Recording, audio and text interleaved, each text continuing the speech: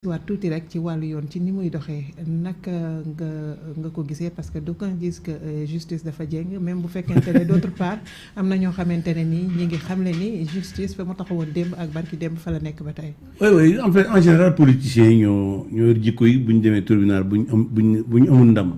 ne la justice est vendue elle est corrompue wax lu leen neex bu ñu amee ndam tàccu loolu nag c'est du justice moo am problème.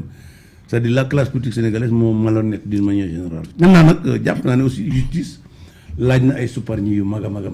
parce que li ma jàpp mooy fépp Sénégalais nekk su bëtam xonqee rek bu geesoo war naa gis justice moo tax ma jàpp ne war nañu yokk nombre magistrats yi yokk nombre huissiers de justice yi greffiers yi sur l'ensemble du territoire national bépp Sénégalais boo amee problème parce que bari na yooyu dégg mu yàgg yéex la ko war a mooy personnel judiciaire bi moo manqué par rapport à la population bi da ngay jël réew mel ne Côte d'Ivoire les notaires en Côte d'Ivoire les notaires d'Abidjan moo ëpp les notaires du Sénégal. Abidjan ça n'a pas sens.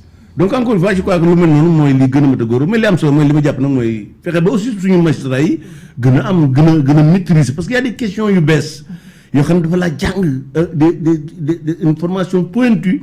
je crois que lu mel noonu war nañ ci dugg par exemple lu mel ni ay la recherche di gëstu affaire enrichissement illicite.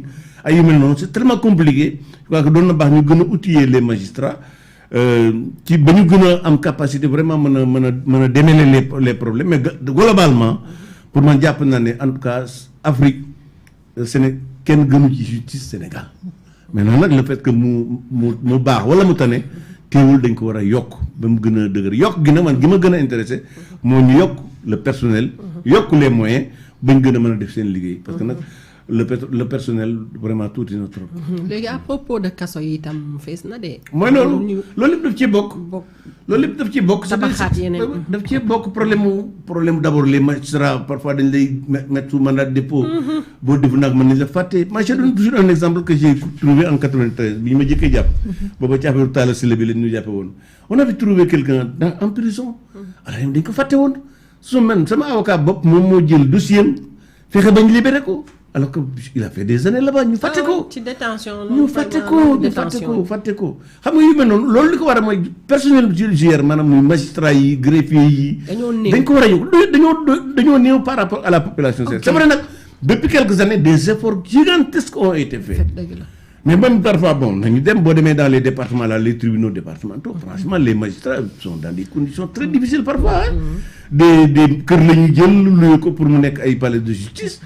Ah non, ça c'est pas bien. Moi je crois qu'on doit construire des palais de justice dans chaque capitale départementale et dans les régions parce que quand même le Sénégal a désiré de faire du pouvoir judiciaire de faire de la justice un pouvoir.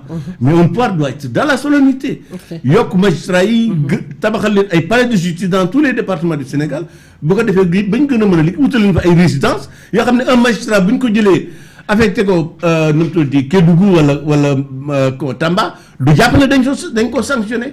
Et donc je crois que loolu man mooy li ma gën a intéressé malheureusement nag bon par politiciens yi pour bëgg a dañuy yàq deru magistrat yi te loolu gis nga Sénégal lu ne mën naa bon ba mu jignu ba mu des justice. am réew justice moo koy téye.